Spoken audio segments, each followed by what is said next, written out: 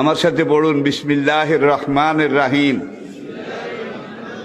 আস্তাগফিরুল্লাহ রব্বি মিন কুল্লি যামবিন ওয়া আতুবু ইলাইহি লা হাওলা ওয়ালা কুওয়াতা ইল্লা বিল্লাহিল আলিয়্যিল আযীম। তাওবা ইয়া আল্লাহ, তাওবা ইয়া আল্লাহ, তাওবা ইয়া আল্লাহ, তাওবা ইয়া রাব্বি, লা ইলাহা ইল্লাল্লাহু মুহাম্মাদুর রাসূলুল্লাহ।